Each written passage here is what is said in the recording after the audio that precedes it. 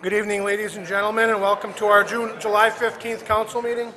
Please rise for the Pledge of Allegiance.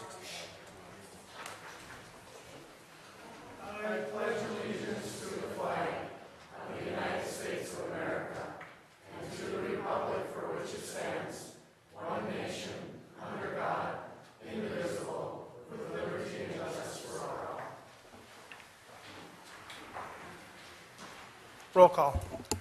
Mr. Oja? Here.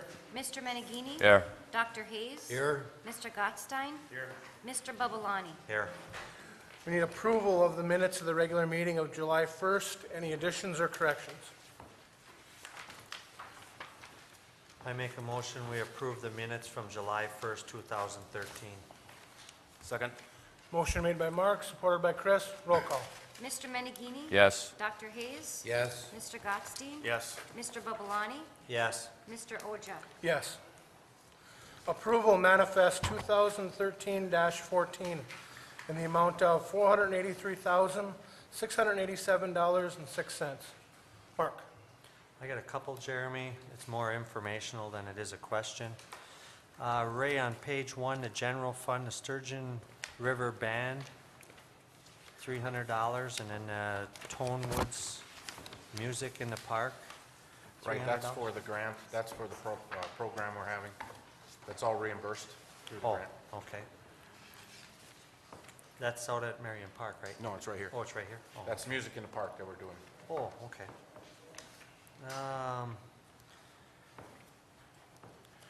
Page 5, the modems, it's about 3/4 of the way down, 20 new modems. Are those just because we gained some subscribers, or are those replacement $750? The TV, I imagine we keep a number on hand.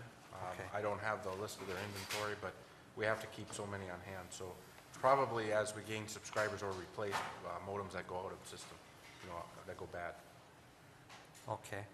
And then on page 6, under the electric, the second item down, Joe's lunch was $39. That was for job interviews, it says here? Yeah, that's business lunch that we had. You mean for the 2 people that were applying for the positions? Right, we took them out and as part of the interview process. Okay. That's all I have, Jeremy. Chris. Just one question on page 2, under the rec department. Horse distributing for grass fairways, rough soccer fields for $338. Is that equipment, or what exactly is that for? I'll have to check on that one. I don't know exactly. That's all I have. I got one more, Jeremy. Okay. Mark. On page 8, Ray, about halfway down the meet and hunt, there's the basic service for the sewer project, $13,000, and then it's on the same invoice, it says legal survey. Is that project almost complete with the engineering phase? Yes. That's actually, part of that is working on the rural development project that we're doing too. So, I mean, you have the first project, which is the energy efficiency project, a small project, and then we have the larger project that they're also handling. So some of that is for both. So we're almost engineered. The smaller project almost done. Okay, in fact, we have a job kickoff meeting tomorrow, but the larger project isn't. I mean, we're going to have continual costs on that as we go along here in the summer, because it's a bigger project. Okay. They're just starting the engineering on that one. Okay, so the one project, the bigger project, is next year's project, and the Yeah, other actually, one is... the boring and the surveying, that's for the bigger project. Okay. That's all I have, Jeremy. Thanks. Dr. Hayes. No questions. Lee. I got a couple here. One was asked and answered already. On page 4, under the fire department, Kuzmal Electronics charger air compressor, $924, $346. Is that a rebuild or is that new? I'll have to check on that. Okay, if you could do that, I'd appreciate it. And on page 7, okay. I've been harping on this for 4 years now, and I'd like to know when it gets done. On page 9, monthly circuit fee from the well site, $883 to AT&T. When are we going to get rid of that? Lee, the project started today. Johnson Controls came in today and started working on the project. It's a 2-week project for the Johnson Controls portion of it. And then we have to get our other, computer engineer to build the screens yet. And then it will be complete probably in about a month to 6 weeks. It should be complete. Well, I'm not blaming you, but it's about time. Like I said, I've been harping on that for 4 years. Okay, one other thing. On the last page, payroll and related expenses, lump sum payouts, clothing and safety boot allowances, $36,000? Those are contractual requirements through all the contracts. Clothing and safety boot allowances? They're all part of the contract. Well, what's the majority of this? It says lump Well, the sum majority payouts. of I it mean, is, we had a pay freeze, and then you negotiated the payout in lieu of the pay, for the pay freeze. So the majority of it is, so the that's percentages. included in the it's contract? all together, Oh. yeah. We're writing one check, we're not gonna write multiple checks. Okay. Right. That's all I have. Okay, I have no other questions.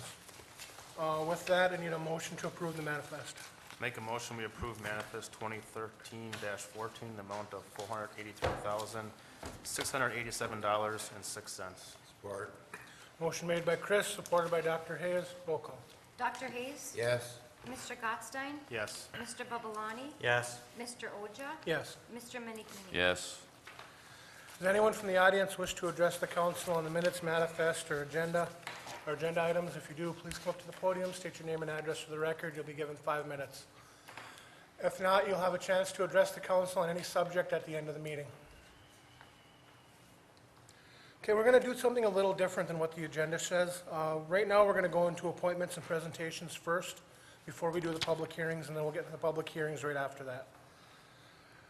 So for on appointments and presentations, we have the MML Workers' Compensation Fund Board of Trustees. Mr. Anderson.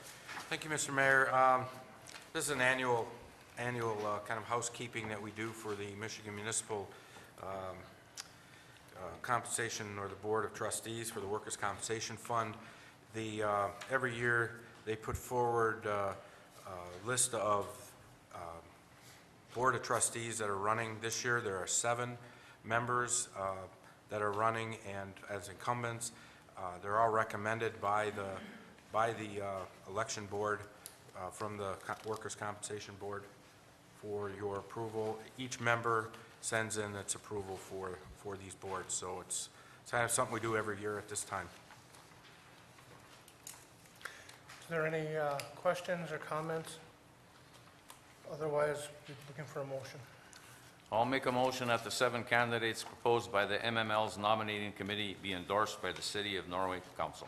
Support. Motion made by Lee, supported by Mark. Roll call. Mr. Gottstein? Yes. Mr. Babalani? Yes. Mr. Oja? Yes. Mr. Menigini? Yes. Dr. Hayes? Yes. Okay, this evening we'll be entering into 2 public hearings. The first public hearing is on the abandon and accept of right-of-way, intersection US 2 and 9th Avenue. I need a motion to go into public hearing. I'll make a motion, we go into public hearing. Support. Motion made by Chris, supported by Lee. Roll call. Mr. Babalani? Yes. Mr. Oja? Yes. Mr. Menigini? Yes. Dr. Hayes? Yes. Mr. Gottstein? Yes. Okay, Mr. Anderson. Okay, thank you, Mr. Mayor. This particular issue involves the realignment of 9th Avenue at the intersection of 9th and US 2. There are 2 different types of properties that are owned by the public or by the city. One is just general ownership, properties that we've obtained or acquired over the years, and then the second is actually right-of-way. And there are 2 ways of dealing with right-of-way. One is you vacate the right-of-way if you're no longer using it, goes through public hearing, similar process of what we're doing tonight. But then the vacated land is split between the adjacent property owners. The second is just to abandon the unused portion of right-of-way, but then it turns into just normal city-owned property. And then we could use it for other means or sell it for, you know, whatever your use would be. In this case, because we reconfigured the road, what we needed to abandon, our recommendation is to abandon the portion we no longer need for right-of-way, and then we have to accept new land, which would be directly southeast or east of the old right-of-way to now be used as right-of-way. And that's what I have for you tonight. There are two resolutions that, one, it abandons and discontinues, and the term discontinue is for MDOT under the Act 51 requirements. So we handle it in the same resolution. So I guess I can entertain any questions. We've talked about this a number of times. It's just a reconfiguration. I see no problem with this, Ray. It's just, why wasn't this done before the actual road was changed?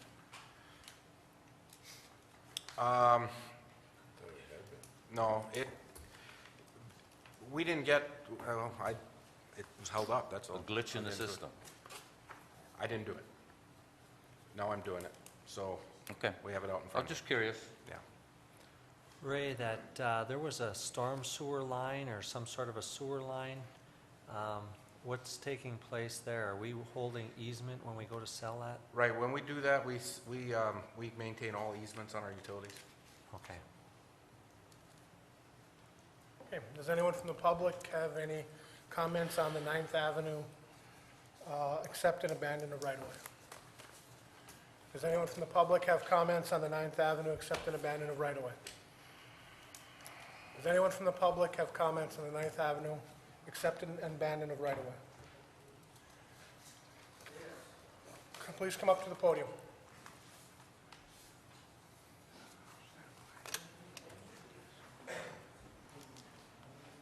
My name is Anthony Manduca.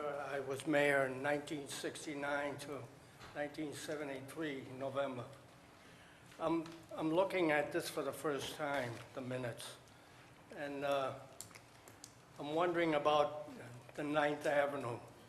You're planning to close that completely? No, last year, we reconstructed 9th Avenue, changing Yeah. its direction. Well, we still have the old right-of-way where the road used to be. It's still listed as road right-of-way. Plus, where the road is now is not listed as road right-of-way. So this is just to take the old spot where it was and no longer make it right-of-way, and where the road is now, call that the right-of-way. So it's just, it won't affect 9th Avenue will stay open like it is. It's just a paper, it's a bookkeeping on where the road is now and where it was, just to clean that up. Well, I wasn't aware of that. I remember them changing it. Yep. Are we still staying on this subject? Yeah, Well, I wanted to go to another subject. Do I have to wait? yes, if it's the road diet, we'll be going into that public hearing next. Thank you. Is there any other comment from the public on the 9th Avenue? Any other comment from the public on the 9th Avenue?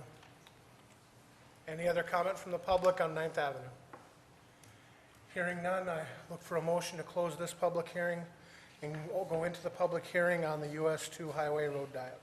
I'll make a motion, we close the public hearing for the 9th Avenue and go into the road diet public hearing. Support. Motion made by Mark, supported by Lee. Roll call. Mr. Oja? Yes. Mr. Menegini? Yes. Dr. Hayes? Yes. Mr. Gottstein? Yes. Mr. Babulani? Yes. We've now entered into public hearing on the road diet. What we're going to do is take everybody from the public who wishes to make comment will be given a chance to come up and address the council. Please come up to the podium. You have 5 minutes. State your name and address for the record. Everybody will be given a chance to talk. I ask that you not talk from your seat because the microphone can't pick it up, and not interrupt other people when they're talking because you will be given a chance to speak. With that, I'm opening it up to the public. Who would like to come up and give their opinions, feelings on the road diet?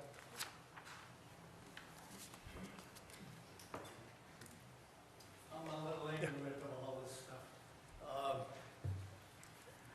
My name is Anthony Manduca. I've been mayor 4.5 years. I also was on the County Planning Commission for 12 years. 25 years. And I did learn a lot of things on the county planning. I want to ask a question. The council is 100% behind this change? No. We're going to be voting on it tonight, but I know that there are two for sure who have stated, Mr. Babylani and myself have stated we're against this. The other council members are we're waiting to hear public comment to take their position. Well,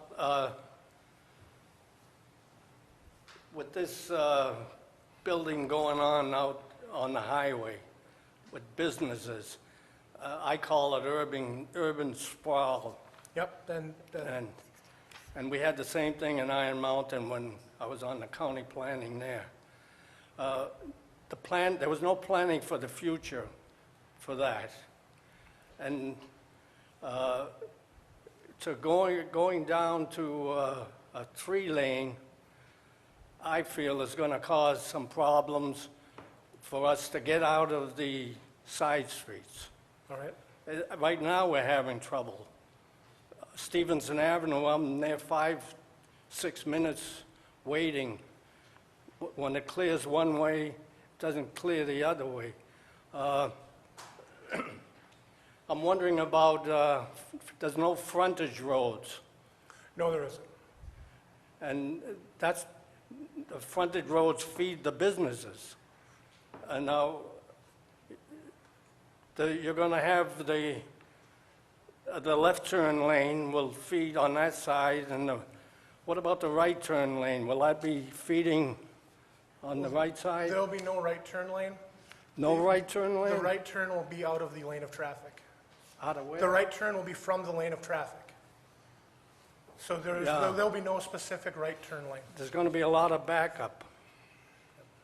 That's a potential for this, yes. Well, I feel we should stay with a 4-lane highway. Okay, thank you. Thank you for having me. Thank you for your comments. Who would like to address next?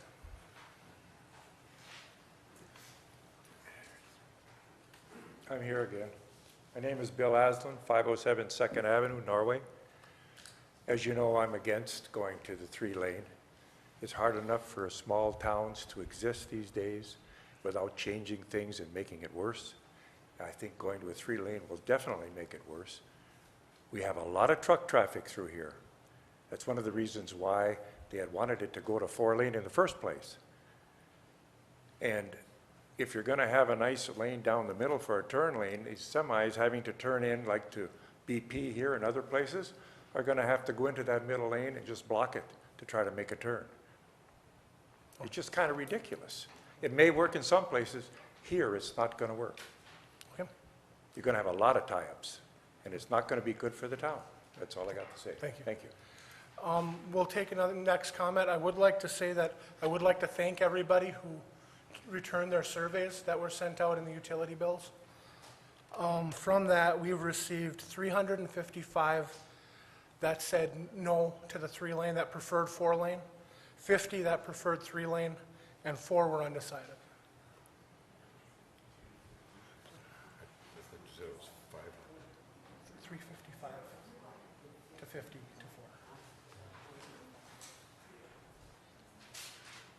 4. Good evening. I'm Jean Bradford, our address N2465 Travis Farm Road, and I am totally against this diet change. As Mr. Aslan said, we need the flow of traffic. We don't need more congestion. We don't need more confusion. And approximately 3 council meetings ago was the first time I ever heard of this road change. Can you give me some history, how it even came about? Where this started was last October, the council voted in a thing called Complete Streets. It was to promote biking, walking within the city of Norway. Under Complete Streets, one of the things they recommend you consider, and under the presentation that we received in the spring, or early spring, down in the basement from that Mr. Ray Sharp was here to present Complete Streets too, is to look at the change, to possibly change the highway 2 of 3 lane under the road diet plan. That's really where it got rolling, was from the council adopting complete streets, which is not just the highway, that's everything for the city. So if we do a street, we look at, can we fit a bike lane on it? Should we widen the sidewalks? What can we do to promote walking, biking? This is part of it. This was part of the things in there that you should consider. And in October, was it advertised? I mean, I just heard about it three council meetings That this ago. was in there as part of complete streets was not advertised. The spring meeting was. The spring meeting was, but in October, no. No, that was wasn't. just part of the council. That was just part of the council meeting. The spring meeting we had was advertised. It was an open public presentation in the basement, down in the big conference room. We had 30-some people there, 35. 30 from the public. A couple of the council members were able to make it, myself, Lee, Chris, I think you were there, Doc, that was it. and Dr. Hayes was there. So just to see, and then what he did, he presented complete streets. When he presented that there, he presented this as part of it. And from there, a group of people who attended that meeting wanted to push this forward. So we brought it, it's now being brought to the forefront. But as part of complete streets, it should be considered anyway.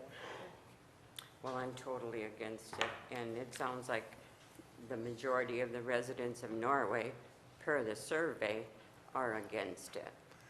The surveys were pretty overwhelming. Thank you. Thank you. Excuse me, Mr. Mayor. Part of the reasoning at that meeting, correct me if I'm wrong, that we went along and decided to go along with this complete streets was hopefully down the road we could get some funding from the state or federal government. Yeah. Is that not That correct, was- Jeremy? That was the big. And that's why we went along with it, thinking down the road, well, hey, you know, we did this, maybe they'll kick in a few bucks for when we redid a road or something. But with complete streets, I voted no to it because I knew this was in it, because I knew this was part of complete streets. That's why I voted no to complete streets, because this wasn't discussed at the time, but this was part of it.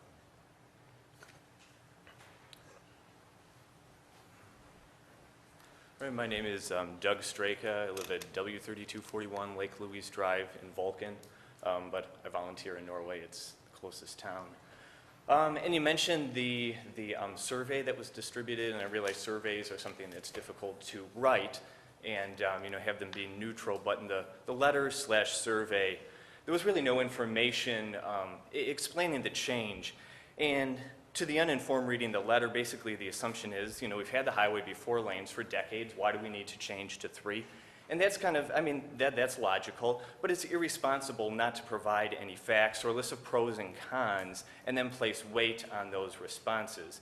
At the very least, there could have just been a couple of links to some MDOT or U.S. Department of Transportation sources. But, at the core of the issue itself, I believe that there's a consensus among the council that the traffic on US 2 going through our town is traveling too fast. And we realize that MDOT's not going to lower the speed limit as it stands because their procedure is to do the traffic studies, and we know that 85% of the vehicles traveling through Norway are going at or above the speed limit.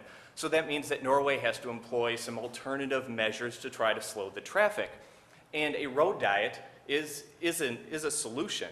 It's reputable national data shows that road diets calm traffic to slow the speed of traffic but still maintain an efficient flow. Now, Norway's ADT makes us an ideal candidate for this. We have 10,300 ADT coming on the east and west ends, and then it's a little lower in the middle.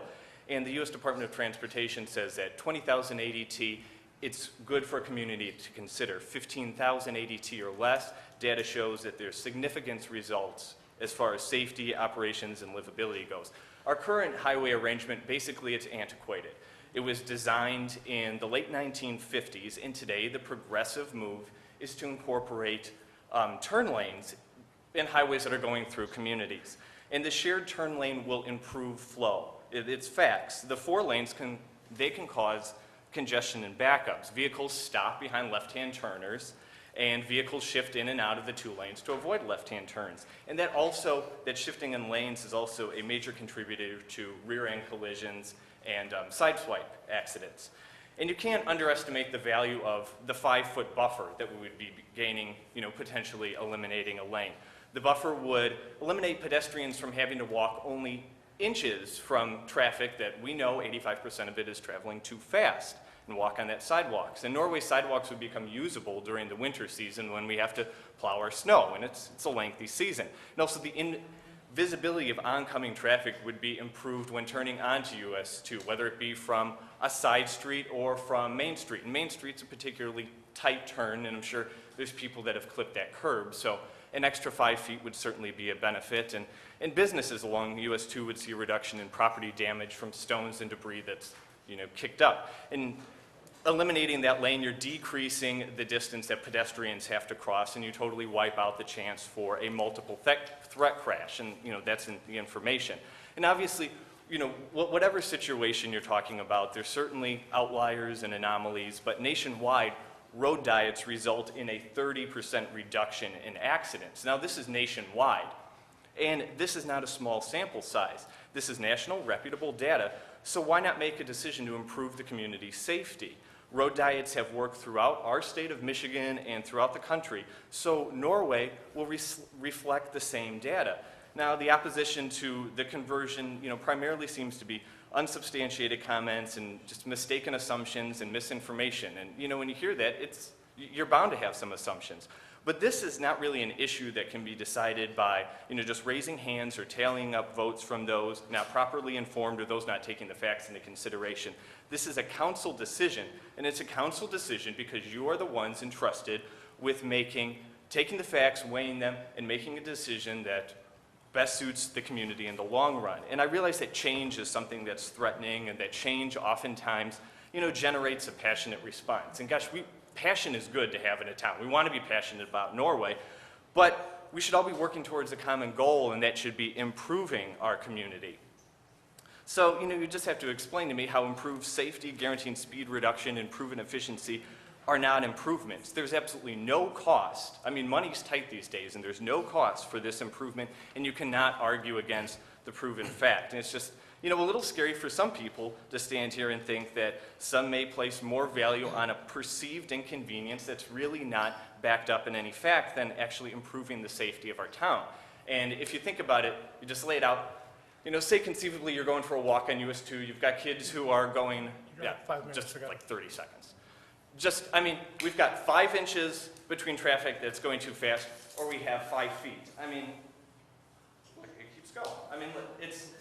It's not the only benefit, but it's just one of a long list. So I really appreciate you considering this because there's controversy, and, I trust that you had the facts and you'll make the right move. So thank you. I would like to add that the plowing is not going to be altered, and along with the curbing, so you're saying that the stones and stuff aren't going to reach the resident's property. They are going to reach the resident's property because the plowing is going to be done exactly in the same manner it's done right now. Well, all right, I wasn't aware of that, but at the very least, you'll have that. You can hang your cap on in improving that safety. You still have, there's a couple other benefits there. But that's one. You don't also have a curb. You're going to have a line on the road.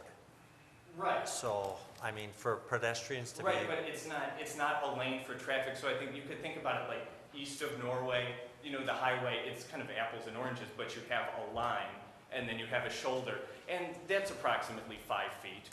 But you don't see cars mistaking that for a lane. So, well, if you have a license now. I don't want to take up any more. One thing with that, I read the same statistics that you had from the national study. Right. I also went and got MDOT's study. MDOT's study says several different things, and that was one that was done by MSU in January 2012 for MDOT. One, you can't use statistics on one site to say how another one's going to behave. MDOT's, the site-to-site variation makes everything variable. You can't say because it worked one place, it'll work another. The conditions aren't the same. The other big thing that came out of MDOT's was that they highly recommend switching the traffic count from 20 to 10,000. And after 10,000, you have significant traffic delays. So the recommendation out of there was they recognize that 20,000 is the number that's talked about, but it should be lowered to 10 I guess I was just looking at the large sample size. as your threshold. Okay. And the other thing that I found really as a big part of this from the MDOT study, road diet should not be oversold with respect to, with respect to expected benefits, especially safety. Actual benefits will vary significantly. So to say that there will be safety, you can't. One study? That was MDOT's study of 24 sites in Michigan.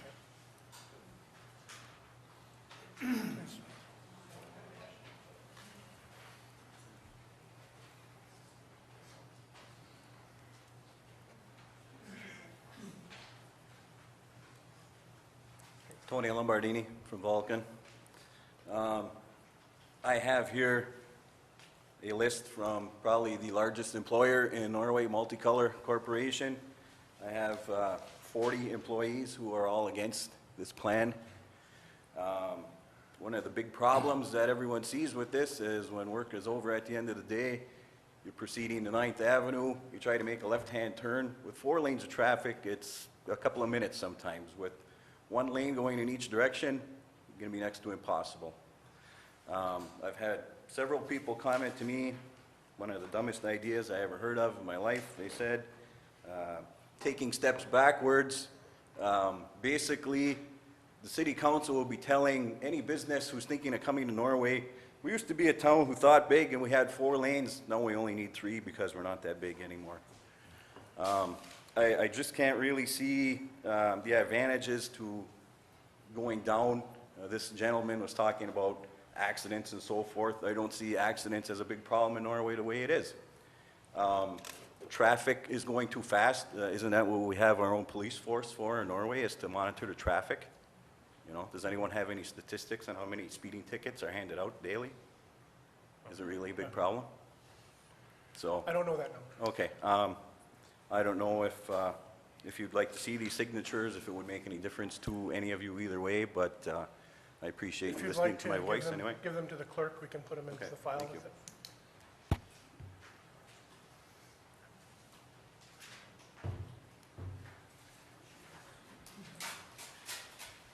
My name is Lori Turry, and I'm from Vulcan. And over the last roughly 4 weeks, there's been lots of discussion, both for and against this road diet, and you have to respect both sides. One common thing that you always hear from everybody is safety, and that is definitely a concern, and speed. It's been reiterated more than one time, that we have to look at our speed and enforcement of that speed. But after what Mr. Strika just said about traffic, I'm going to tell you about 2 different driving experiences I've had within the last week, one within the last 2 days. I'm driving in, I hit roughly right around the Big John area, and I get behind a semi-truck, oversized load, roof trusses. Now he's on a 2-lane, yes, we have that buffer on the side. He was hugging the inside center lane, and those trusses were still using up the full side of that area, that unused pull-off area. As he came into Norway, there is no buffer on that side, so he drove right down the middle of the 2 lanes just to keep his load within the bounds of traffic. Now you can look at this 2 different ways. One, yes, if we had that buffer, we wouldn't have to worry about it. He took up the whole thing. But secondly was also the congestion. Because by the time he attempted to get up to where we had that area to move over again, which is just past the spring, I'm not kidding, if there were 20, 30 or more cars behind us, I was not, and semis and everyone, and I was one of them, and I'm sorry, I'm an impatient driver. I turned off by the spring, and I did not go to Iron Mountain that day because the traffic was just so horrendous, especially coming up that hill just past where the Family Dollar is. We were going about 10 miles an hour. The other experience I had in the last week was actually in Iron Mountain. And this goes back to Driver's Ed 101. They have that center lane in front of the Home Depot area for the turn lane. And a lot of people use that inappropriately. They pull out into the center lane and use it as a merging lane. And they're driving down the middle of the turn lane trying to merge into traffic. And I think by trying to merge, using that center lane again, people are going to use that center lane as a try to merge, because now the traffic is going to be congested up. You were looking at multiple different things. I really think the 4-lane is the idea. We need to look at, speed enforcement. That is one thing that's definitely going to be on the forefront, because that is also going to improve the safety of the pedestrians, the bikers, and everyone that does use the area. I agree with a couple of the other people that said that, for Norway to grow, for Norway to attract businesses, we do need to offer traffic flow, and we need ease of in and out of businesses, and that's what a 4-lane is going to do and give. Thank you. One positive thing with regards to the speed, with regards to the speeds, one positive thing that's come out of all this discussion is this has allowed us to open up a discussion with Representative McBroom's office and Senator Casperson's office about having MDOT change their formula on how speeds are determined. So it's not just the 85th percentile. And that's something that we've now begun the conversation with them about. And they're receptive to what we've been talking about. So this may actually help lead to some action in MDOT changing the formula down the road. It may. Any other? Carol Ann Sundstrom, W. 3241 Lake Louise, Vulcan. I wanted to just talk about the letter that was sent out. I feel strongly about this. I feel that the letter that was sent out in the utility bill asking for people's opinion was incomplete and slanted because no information was given to explain why a 3-lane would be considered. I feel like asking people to make a decision with no information, you cannot make an informed decision that way. It's stated that the city can decide to either make it a 3 or 4-lane, but without any reasons. Of course, you would vote no. I would look at that and vote no. There was absolutely no information. It would be, I feel, unfair to use the number of no's versus the number of yeses because of that. I think that what's important is the quality of the reasons given and not the quantity. Those who oppose the road change are not considering the 30% of people in a town who do not drive or pedestrian safety. It sounds like the objective is to move people in vehicles out of the town as fast as possible. It isn't that long of a distance. A delay of a few 30 seconds is not a big deal. The accessibility and walkability of a town is so important for growth. We have a huge asset. We actually have a main street, but it's divided by a 4-lane. This would connect the main street as well as businesses on US 2.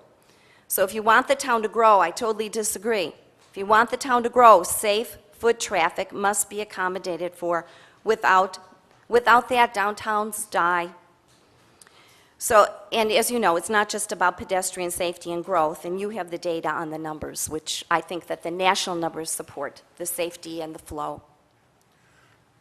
With regards to the letter, the city had to be neutral. The city should not be giving either side's opinion in the letter. I totally agree. I totally agree with that, but there could be reason, there was no reason why. Why would we ever consider this? That's an opinion of the side that's for it, would be why you'd consider it. Pros and cons. The cities needed to be neutral and to get the letter out quickly. How about some websites or something? I just think that it was, okay, it's just my opinion. I'm just letting you know that's why we kept the letter as it was, because the city needs to be neutral in sending it out to get information. So no information could be supplied.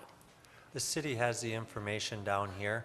Nobody asked the people to fill it out without getting the information from the city. It said that on the letter? Before they made their statement on the letter and took their stance. Nobody said that they couldn't come down here and get the information that they needed before they filled it out. So it said that in the letter, we have information. Okay, so people are just supposed to know that then? Sure, but I mean, they could have came down here and got information. I mean, we I don't have know. I all don't the know if people information. realize that. There's nothing that was said that form had to be filled out before the people did their research.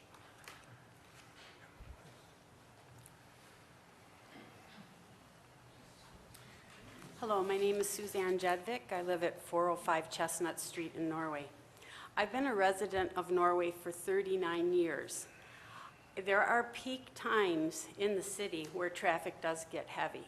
I drove to Iron Mountain for 12 years to and from work, and you do get morning rush and you get evening rush. I'm totally against the 4-lane.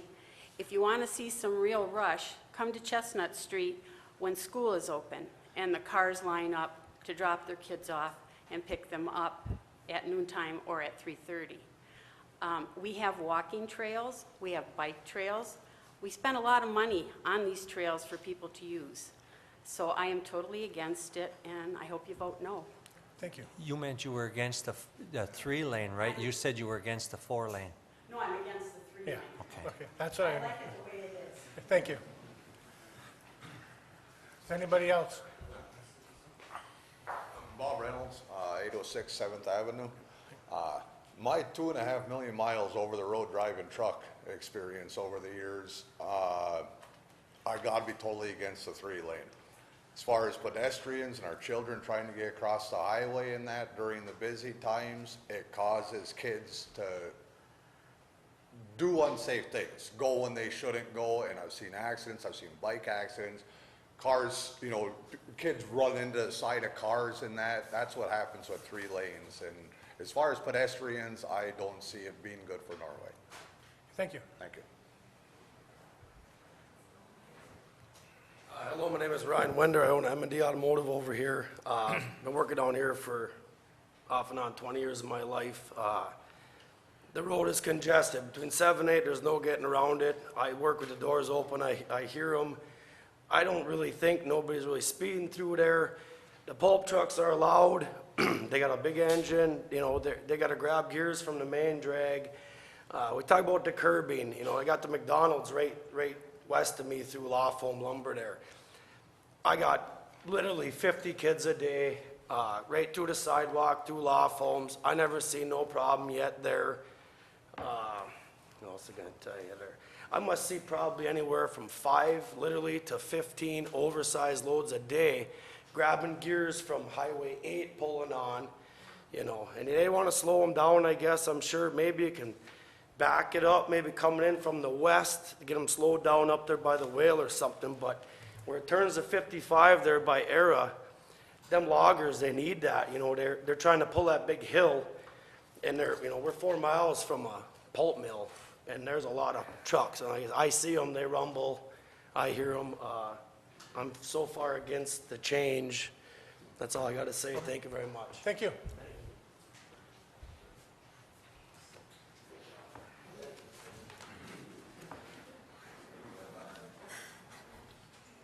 Mr. Mayor, council members, my name is Father Timothy Kaitis. I'm the pastor of St. Mary's in Norway and pastor of St. Barbara's in Vulcan.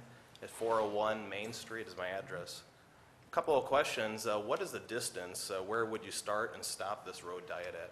This would go from where it comes together now after the viaduct by Thirsty Whale. It would go all the way through town past the railroad tracks to where it already goes to 2. Okay. And how much money would we look at? Would we be taking from federal and or state if we did that? There would be no cost to us because they're going to be redoing the highway when they, at the end of August. They're going to be resurfacing it. So it would be restriped at that time to be whatever the council decided. Will they still resurface it if we do not change? Yes, that's a known project. The date of them resurfacing is kind of what's pushed this to we have to make a decision quickly. Okay. So because we have to decide before they do that, because otherwise it would cost to restripe if they were willing to restripe, and they may not be. Is there any, I know we've taken statistical data as far as how many vehicles pass through Norway. Are there any statistical data on how many accidents, vehicular, pedestrian, bikes? That information is available. I don't know that information. Mr. Iverson.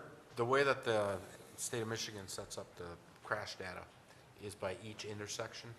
So if you want to know a specific location, you can find that data, but there's also what's confusing is if it's at 9th Avenue, say it's at 9th Avenue and US 2, if the police officer writes down 9th Avenue and you Google US 2 into their system, it won't come up. So it all depends on how you write it down. So we do have the statistics going through town, but it takes quite an undertaking to get them to be accurate because of all of that, those anomalies. Part of the thing with our town, part of US 2 is Murray Road, part of US 2 is 7th Avenue.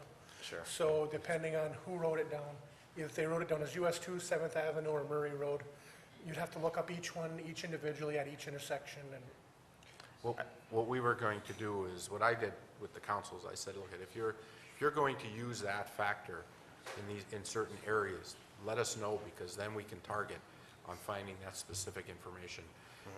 But to go through that undertaking of going from one end to the other, we wanted to see if there was an interest in, in doing this, before we undertook that effort. I've only been a resident here for 3 years, but is your gut say, has there been a lot of accidents? No. In the time that you've lived here? Personally, no, I haven't seen that many. Okay. And as far Well, as... being in my position for 13 years, we do see a number of rear-end accidents, side swipes. Some are minor in nature. So the numbers, are there. You could use that case one way or the other. I think from the type of community we are, we're probably, we don't probably have an overburden, of accidents, but the numbers are, in fact, the numbers are high enough that we received a safety grant for not only Walnut Street, but that US 2 9th Avenue intersection. And that is part of receiving that grant involves the numbers of crashes at those intersections. Okay. So you can make a statement that we do have that, but again, part of that is speed and people weaving, and so I mean, there's a number of factors that we possibly could look at right now. One of the things I think might increase the flow of traffic would be putting a sensor on that light, both on the main street through US 2, that intersection, because that one's just on a timer, I believe, and it kind of randomly seems to go, even when there's no traffic going across. I may be wrong, but just my observation. I thought that one was on a sensor. Right, our light at US Main Street? It's on a just a change sensor camera, not on a speed sensor. Right. Right. Yeah, it's got it should, if it's working right, stay green on US 2 unless somebody pulls up. Okay. I've seen it too where you're coming down, there's nobody around and it changes, but it should if it's. That's how it was explained to me. Yeah. Also, because of truck traffic and driving at all sorts of hours of the day, I would be against the road diet. And I also would fear a bypass happening around Norway. It's not uncommon if the UP would grow. I mean, it's happened in northern Wisconsin where they bypass places like Lena and, et cetera. So, thank you. Okay, thank you.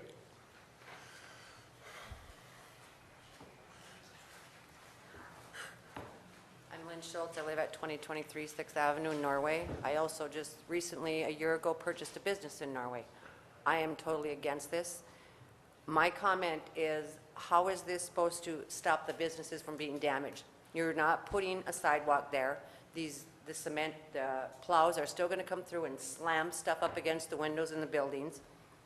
The logging trucks, I came downtown from my house at 11 minutes after 11 on Sunday. There were 13 cars stopped at the stoplight in front of my restaurant.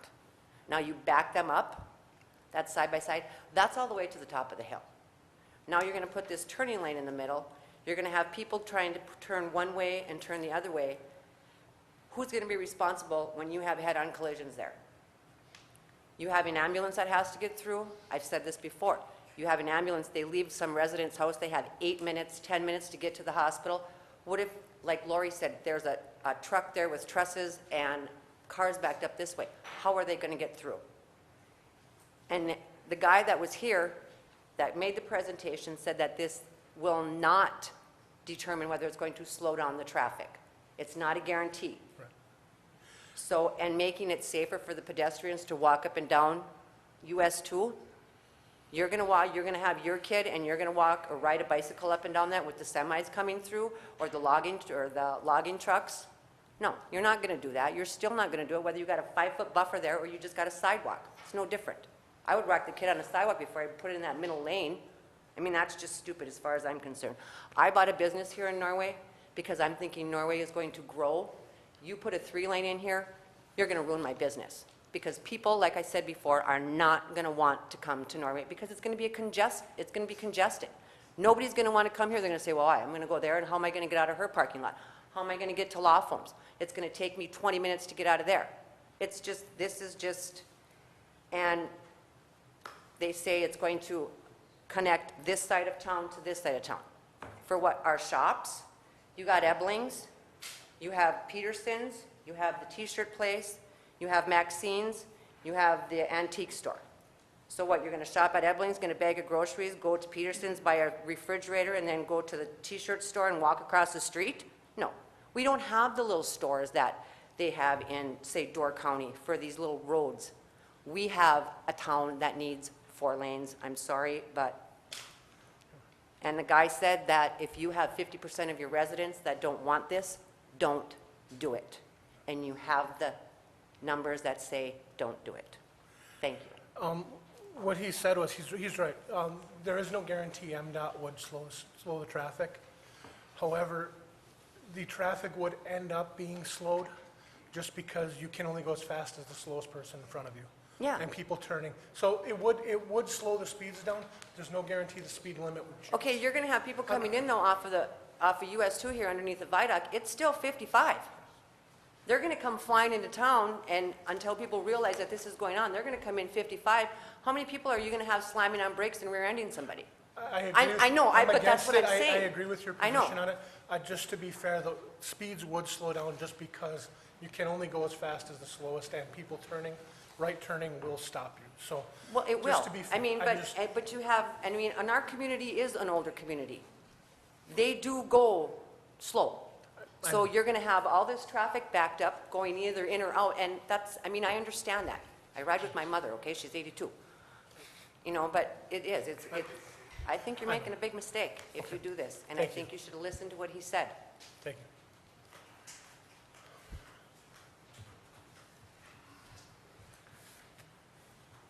My name is Gail Galata. I live at W2996 Waseda in Vulcan. And I want to correct a couple of things that were said here. First of all, it does make a difference for the stones that are thrown up by the snow plows. I was at Maxine's the other day, and she showed us the windows, and she said if I had just a few more feet, the window that keeps getting broken with these stones are on the edge. And she said if there was just a few more feet from those plows, I would not have the damage there. What Mark was saying, they're going to plow the entire all the way to the curb anyway. Regardless, if we have a 5-foot buffer there, they're still going to plow to the curb. So what he said is correct. There will be no change in how they plow it. They will still plow to the curb. So The damage that is being done is not simply stones that are being thrown up. There are a lot of people who object to this, but there are a lot of people who are for this that are not speaking, and a few of them said, well, I put comments on my survey, but everyone isn't hearing that. The damage that's being done to the buildings from being hit by cars, I don't know how many accidents there are. I don't have that information, but I do know that Maxine's was hit this winter, damage done to their building. But what I want to say here basically is that we have a small window to make a big difference. And I know that 2 of you are opposed to that. I don't know that I would change anyone's mind here, but I do have to speak about this because it seems like the opposition is all about speed.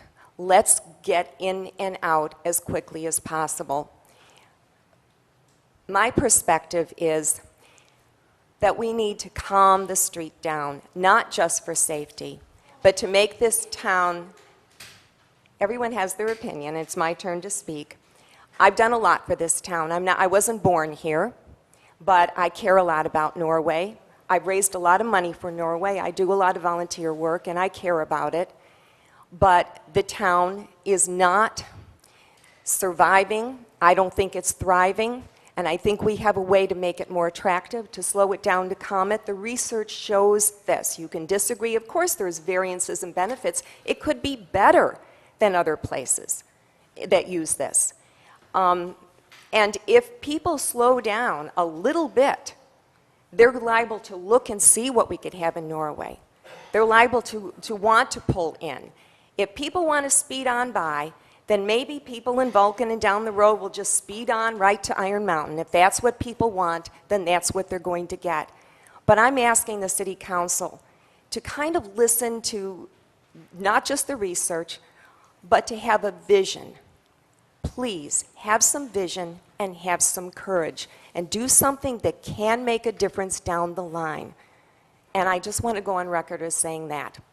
Thank you. Thank you. With the surveys, I have read every single survey and every single comment that came in, for the for the against.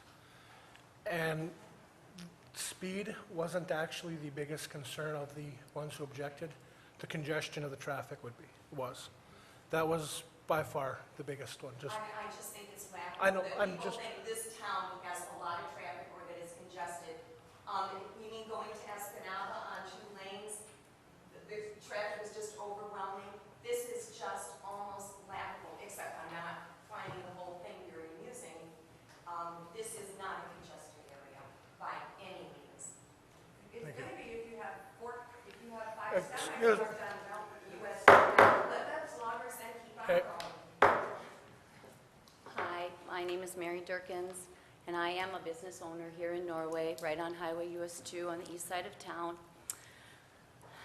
Lots of pros and cons to this, and I understand that. And safety, of course, is always so important for everyone with the children in school and crossing the highway.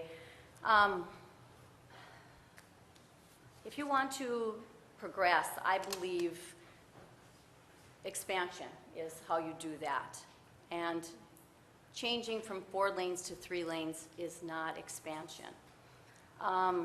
If you want to slow traffic down, I believe, Jeremy, you were saying that MDOT is possibly going to reconsider the 55-mile-an-hour speed limit on the west side of town, possibly, or at least they know that there is some issues with that. What we're going to be doing is using this conversation that we're having now, Okay, when we go to them and say, you need to look at it differently. right. And we've actually taken that argument to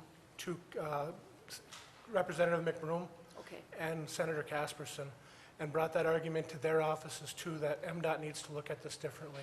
I don't know where it'll go, but we've used this discussion we've already had to try to get that. Okay.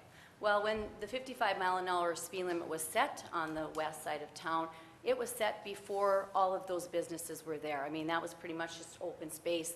Now people are stopping and turning into those businesses, and when you're traveling at 55 miles an hour, coming or going, it does make it difficult. So if trying to be more safe and slow speed down is a big factor, which it seems to be, I think that is a very good start if we could get them to see our point of view as far as how things have changed in the last 20 years on that side of town. As far as trying to slow people down when they're going through town, I believe that if they are headed to a destination, Norway doesn't have a lot of touristy things for people to stop in town to see. Yes, we have, Pierce Gorge in the spring and many things like that for them to observe and stop at and enjoy. But when they're headed through town for traveling purposes, that's what they want to do. I believe having the 4 lanes is still going to be our best option as far as people being able to access the businesses that we currently have and to still keep traffic flowing. I think I also have heard lots and lots of comments in my business from residents, taxpayers, voters, and they do not want to see the 4 lanes go to 3 lanes. And I am one of those people. So I would really appreciate your consideration on that. Thank you. Thank you.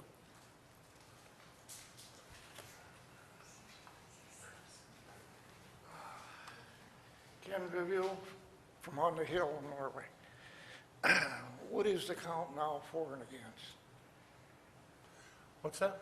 What is the count now for and against this? It was 355 against, 355 for the 4 lanes, 50 for 3 lanes. Okay, And 4 people had no opinion. no opinion. All right, so that tells us something. Who has the final say-so? The city council. We'll be City we'll be council. voting later this evening. After the Okay. public hearing is done, we will be voting on this tonight. Okay, so then we know who to fire and who to vote against in the next election, right? If that's what you wish to do. That's how I look yes. at it.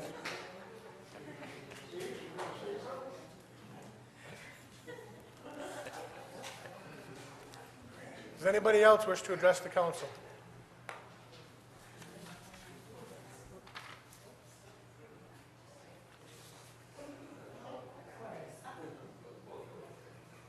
Hello, I'm Charles Schaefer. I live at N1962 Curry Road, Norway.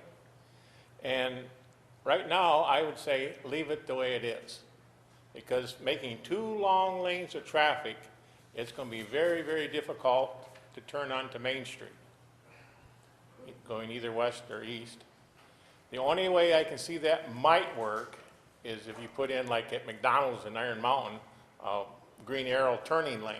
I know that would slow down things even more at that light, but at least you wouldn't be sitting there and only one car gets through and then the light changes again.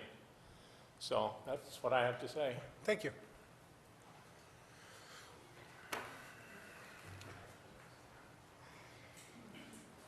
Hello, I'm Bud Schultz from Norway, and I've owned the house I've lived in the same house for over 50 years. It's about a block from the junction of US 2 and Main Street. So we pretty much see what's going on down there. And like right now, the wife and I, we go to work about 7:30 every morning, and we go to leave our alley. A lot of times we got to wait between 10 minutes and a half hour to get out of our alley, to get onto the highway, to get down to the shop. That's all I have to say. Okay, thank you. Does anybody else wish to address the council?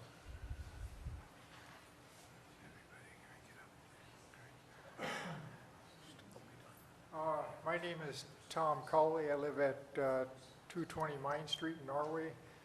And I just have a couple, I'm against changing from a 4-lane to a 3-lane, and I have a couple comments that I just wanted to bring forth here. Maybe one thought that I had is that maybe I haven't heard mentioned so far is the idea of if you go from a 4-lane to a 3-lane, you have that light either going east or west.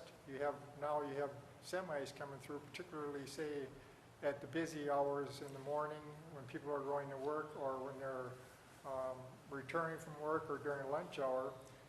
And I think that during that time, maybe you might just end up with since you're having now 1 lane going in one direction instead of 2, you don't have an opportunity to pass since you've got that center lane being for making left turns. So I'm thinking that maybe you might end up, until those semis pick up some speed, because that's a hill going either direction, you have, now you're basically behind the semis, you are kicking up a lot of crud, they're kicking up stones and so on and so forth. And in some cases, you got these big gravel trucks that are carrying gravel and all those stones flying off of there, you might end up getting some damage to your vehicle. And especially probably at those times of the day, morning and evening, people are rushing to get to work, so they don't want to be late. So now you have a situation where you got to wait until you get the semi picks up speed enough where you at highway speeds. So you're either going to be late for work or you're going to have to get a ticket for speeding to get there, cause a little bit of stress there. The other thing that I thought of was, I take walks from my house to McDonald's, and I typically, go down Main Street, and then till I get to US 2, and then I'll go up US 2. The sidewalks, from my observation, have been filthy dirty for years. I mean, they just, all the stuff, so the stuff gets shoved over there in the wintertime, and so it just lays there all summer long. So that's one point, and the second point would be, I hardly ever see anybody walking on these sidewalks. I mean, they do walk on them, but it's not like Main Street. Occasionally I'll see as I'm sitting in McDonald's or during my walk, as I sit in McDonald's and I do stuff in there and I look out the window a lot, and I don't see that many people walking on the sidewalks. So you got these sidewalks that are now widened, no people walking on them, and they're filthy dirty, so that's just my observation. So I don't think, the MDOT they did a study, 10,500 cars per year, Per day. was it? Per what? Per day. Per day it was, okay. Okay, per day, but has any agency ever done a study to see how many pedestrians? Would it warrant wider sidewalks, just wider sidewalks, more crud, no people walking on them? It just seems to me like it's... With our complete streets, when we get the opportunity to go through there, we're going to be looking at widening the sidewalks out to a regular standard 5-foot walk. That's part of the Complete Streets program that we passed. So with the opportunity and the monies come available, we would look at widening all the sidewalks out along there, out to 5 feet. It would also make it easier for our machine to clean them in the winter. Okay, and keeping it still 4-lane and go with wider sidewalks, is that what? If we had the opportunity, that's one of the things that we would look at doing. That's all I got to say. Thank you. Does anybody else wish to address the council?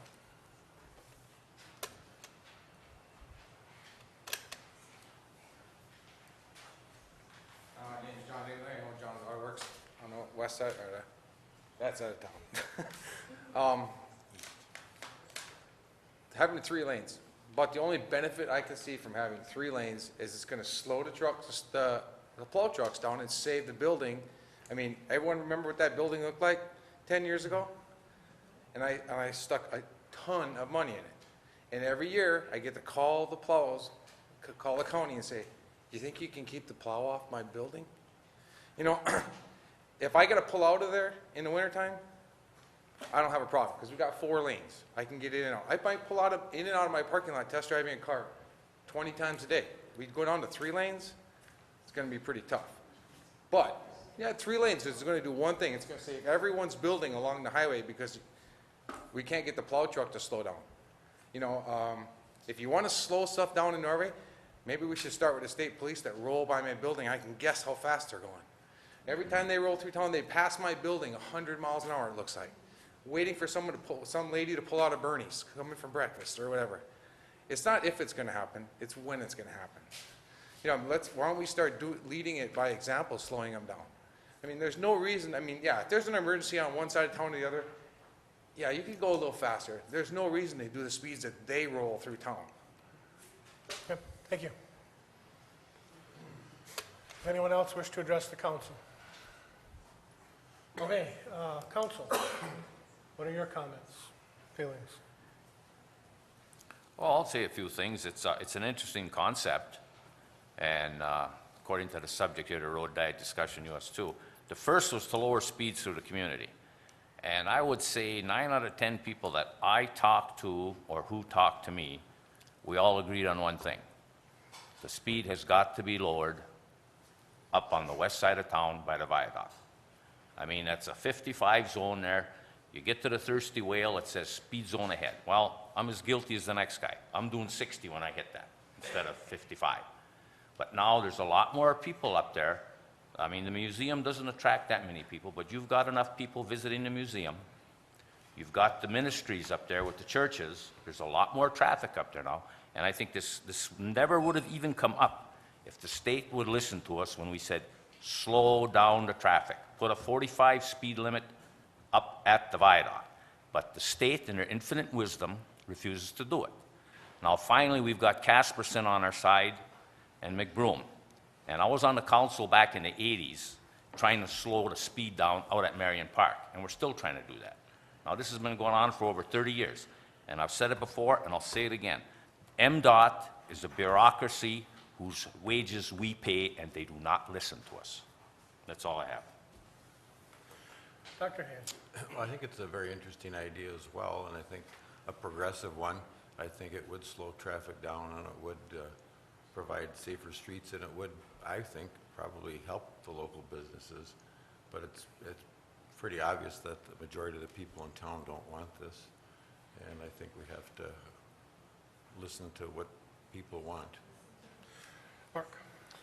Well, everybody knows how I feel, and I'm going to listen to the people, and I know what they feel, and I think it's the right thing to do, is to leave it like it is. Chris? I agree with Doc and Lee on this. It's an interesting idea. I think it would work for our city. I've been in other cities in the UP and around Michigan and Wisconsin where I've seen it work, and I've never had a problem getting around those cities. But the overwhelming majority in our residents is to not do it, and I think we have to go with what the residents want. This evening, I've made my comments as we went along. I've been against this. I was again, like I said, I was against this when I voted against complete streets. It was because of this. So I've been against this for a long time. From the first time I heard about it, probably 7 years ago, I thought it was a bad idea. Jay, do you have any thoughts, comments? No, I don't vote, and I don't have any comment on it. Joe, any?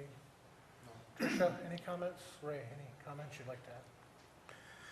No, I've been trying to facilitate, both sides and working through the issue. And I think that, as we talked and as I talked individually with the council, they're spending quite a bit of time, weighing those facts, which are facts. And then there's others that, in some respects, you would have to do it to know whether it would happen or not do it to know if it happens. So I mean, there's some conjecture in it as well. But like you said, I mean, outside of the comments that have come in, just the sheer number, it appears that most of the comments are against. So.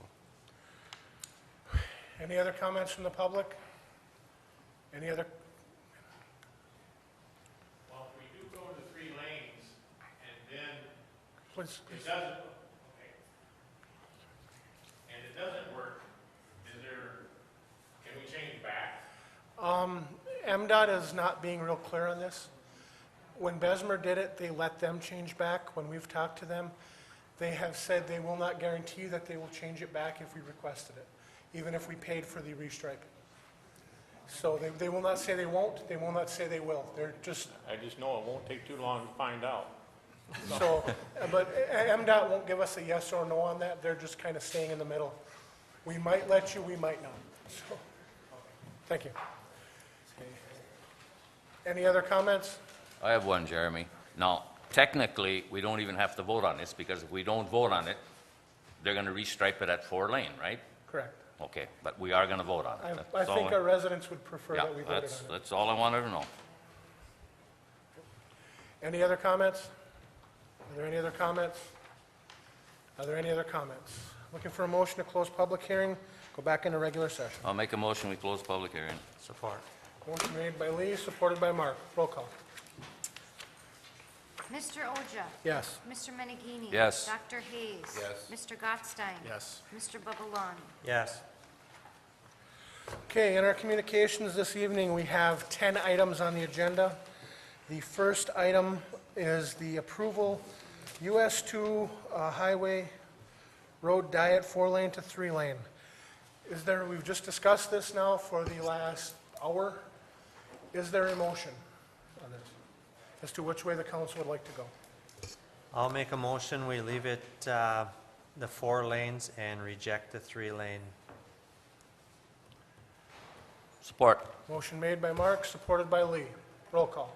Mr. Menegini? Yes. Dr. Hayes? Yes. Mr. Gottstein? Yes. Mr. Babalani? Yes. Mr. Oja? Yes. I would like...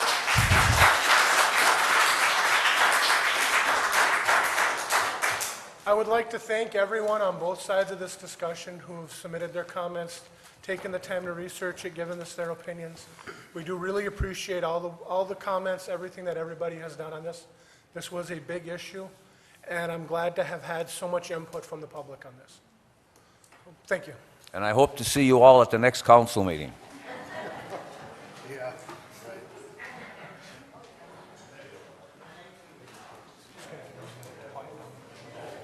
We're not going to recess. We're just giving a minute to quiet.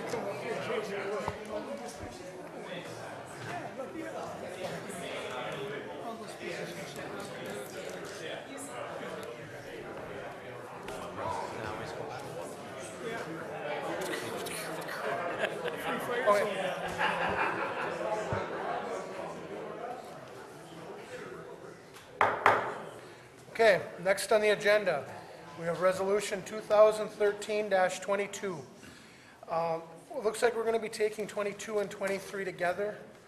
22, The next two, 23. 2013-22 and 2013-23. Okay. Because one is to abandon and decertify the right-of-way, and one is to accept the new right-of-way. Mr. Anderson. All right, thank you, Mr. Mayor. I mean, we went through this during public hearing earlier this evening. It's pretty straightforward. The surveys have been done. The actual right-of-way legal description we've given to you, and they're put in the resolution. So if you have any other questions, I can answer them at this time. Okay, are there any other questions? If not, I'm looking for a motion to approve.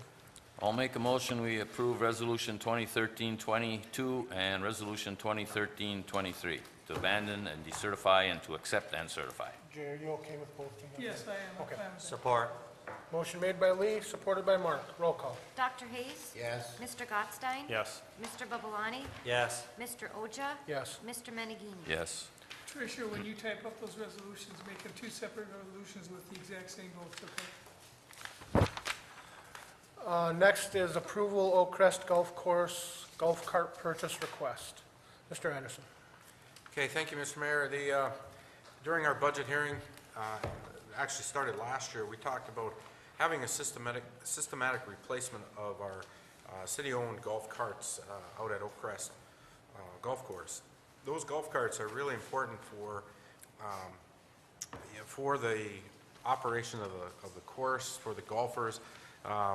We do, when you have green fees, you do have a lot of golfers that will rent carts, especially during the heavy times. All of our 22 carts are out on the course. If we have a bad showing on a couple carts or some of our carts, those golfers may take that and not come back. And that's not a good business move. We need to have reliable, clean golf carts for rental.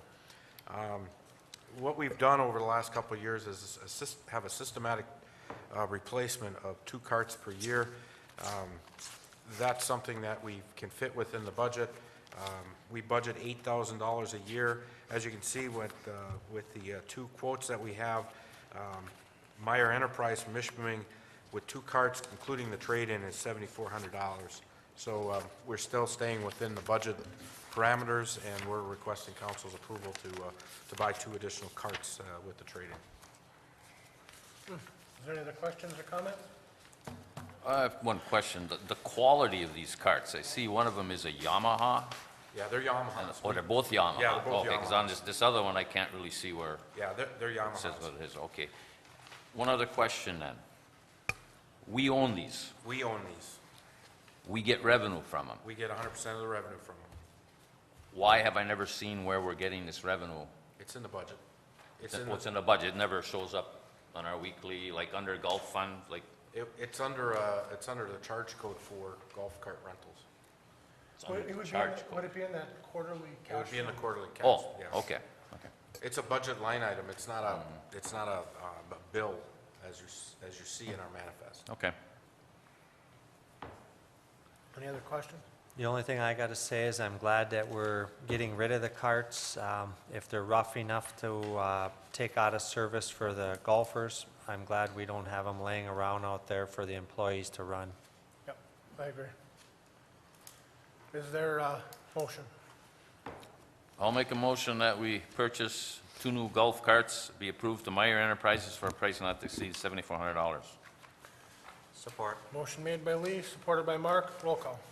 Mr. Gottstein? Yes. Mr. Babalani? Yes. Mr. Oja? Yes. Mr. Menegini? Yes. Dr. Hayes? Yes. Approval, Electric Department, Substation Standby Transformer. Mr. Anderson. Okay, thank you, Mr. Mayor. This is something, again, that has brought up during budget hearings, and I'm going to go ahead and turn this over to Mr. Pickert. He's done the background work on putting a standby transformer at our substation, but bottom line is that if we have an outage of this nature of our substation transformer, it could be a long time finding the right type of transformer, to put us back into service. So go ahead, Joe, why don't you explain what you have here? Yes, the reason that this has been brought forward tonight is because we've been talking about it for almost 2 years now. Krause Engineering identified it in several of his talks with us as a weak point with the electric stability of the system and the possibility of a failure of a transformer of this size that takes the voltage from the 69,000 volt transmission system and converts it to the distribution voltage we use throughout the system to come to the homes of Norway and Vulcan area. I think it's really important that we have a backup. As Ray mentioned, these are not easy to find, and if you do have a failure, it might take me 2 days, possibly a week, to find something in the United States and go get it here. There are mobile substations around the United States, but there's nothing close by that would be available for me to rent on a short-term basis, and I think this is the best way to solve the problem. Was this in the budget as one of the priorities for Yes, this year? this was in the budget. One question, Joel. Mhm. I hate to put all my eggs in one basket. I mean, Yep. hopefully this will never happen, so it's like an insurance policy having this. What would it actually cost the city if that place out there got zapped and we didn't have a replacement, say it took a week? What kind of dollars are we costing? Well, Dollars talking. I don't think that the money part of it is as big as there wouldn't be any electricity in town. So you wouldn't have any power for a week. Everything goes through there. Everything goes through there. So that's it. So we need to have a spare. You know, if it takes a hit and it blows up, and I have a spare, I just have to rent a crane, get it here. You know, there's 24-hour crane services I can call. We work through the night, get it changed out. We're maybe looking at 12 hours tops to get somebody here and change it out. So you're looking at a very short outage compared to the alternative. Joe, I see there's a 36-month warranty on this item. Yes, there is. Does that warranty start when it leaves the shop, where it's produced, or does that warranty start when it's installed into the system? It starts when it's sitting in our yard. So it could sit there and go through its whole warranty life without even being energized. That is correct. There is a testing program. Yes, yeah, there's this, I recommended this particular transformer because out of talking with all the people that were giving me quotes on this,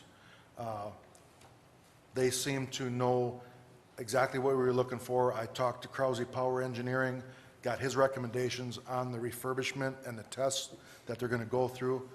I talked to Energis Corporation, who specializes in this type of transformer testing, and got their opinion on what to do. And this is what they all recommended to me to move forward With on. this being a refurbished, what would one if new cost comparatively? Roughly, I didn't get new costs, but from what I know in the industry, you're looking at about $500,000 for a brand new one. Do we have ways to test this yearly to make sure that it's functioning in case? Yeah, every year we're going to take oil samples on it. Those oil samples will test the moisture. You put nitrogen in the unit and keep a head of nitrogen over the top of the oil. The nitrogen keeps the moisture out. So this particular unit, the top of the tank will be taken off. It'll be refurbished. It'll go through all the tests. There's going to be new nitrogen gauges, new oil, basically new paint job, all seals replaced, new porcelain insulators on it. The only thing that's going to be original is the iron core that makes it work and the copper windings around it. Would we be better off storing this inside than out in the yard? I mean, I know it's designed to be sitting outside. It's designed to sit outside. Everybody stores them outside. I don't see people storing them inside. So, you know, yeah, it probably would be better if I had a spot to put it inside. Rain wouldn't get on it. It just would not be sitting at the site and take a few more hours. Another crane move. So you're going to store it right in the... I'm going to store it on some timbers right to the side, out of the way. So all I got to do is get a crane on site, pick the old one off, put that one on. And it's fairly compatible to what we currently have? We're Yes, not gonna do- it'll have to do fit a lot right in of it. Big configuration changes to... All you got to do is undo the wires on the top side of it, and it fits right in, the wires go back on. Where does that go, Joe? Is that over at the substation here? The big one that we just built that comes off the ATC line, that comes in, right behind the DNR. That's where that's going to be. Is that tailor-made for our system, pretty much? No, I wouldn't say it's tailor-made, Mark. The voltages that it has, we have 69,000 volts coming in from the American Transmission Company that we convert down to 14,400 and 24,900 that we take out to the homes in town. Then we step it down again to 120, 240, what you use in your home. So the 69,000 volt primary voltage is on the lower side. It's something that they used years ago. Most people nowadays will go with 138,000, but we're limited to what ATC brings into us, so we have to use what is available. It's an older voltage, so it's not unique to us. There are other units out there, but it's getting phased out over time and could be harder to find. You think we're going to be with that system without any updates for quite a while? From what I can see from ATC, there are no plans to update that line from the Quinnesec substation into Norway, past the mill, to 138,000. They don't have any plans on doing that. Okay. If there's any other questions, otherwise I'm looking for a motion. I'll make a motion that we approve T&R refurbished for a price not to exceed $150,000. Support. Motion made by Chris, supported by Dr. Hayes. Roll call. Mr. Babalani? Yes. Mr. Oja? Yes. Mr. Menigini? Yes. Dr. Hayes? Yes. Mr. Gottstein? Yes. Next is approval of Sturgeon Falls Hydroelectric Generator Study. Mr. Anderson. Okay, thank you, Mr. Mayor. This is another, we need give some attention to our hydroelectric facility. We talked about completing our upgrades and our loop conversion, but our closures needed, there was one project that was kind of left outstanding. So I think we've been talking about this. We did it during budget hearings as well, talking about trying to finalize a loop, but there needs to be a study done because we had some issues. Dave Krause hasn't been able to finalize what we need to do there. So, Joe, why don't you go ahead and fill us in on Okay. what we're looking for. As Ray was saying, this is something that, again, we've been talking about for a couple of years. Chris, you've brought it up several times, asking when the loop was going to be completed for the stability of the hydro plant. And I had told you several times that some issues have arose, or I shouldn't say issues, I'll call them concerns, about some short circuits in the system in the downtown area and out by McDonald's, and even all the way out to the Whale, where it has operated the breakers in the hydroelectric facility from a bird getting in the wire. And so the two generators in the hydro plant are a 1905 series vintage, and there's not a lot known about those. When we purchased those from the Penn Iron Mine, we didn't get a lot of specifications on them. They operate very well, they make a lot of electricity, but we need to know more about them on how much of a fault they can withstand before we're going to ruin the windings in the generators or things of that nature. So Dave and I have been trying to get this system complete so it will sectionalize itself and keep the hydro online, and then we don't lose that generation and cause a big increase in our demand charges.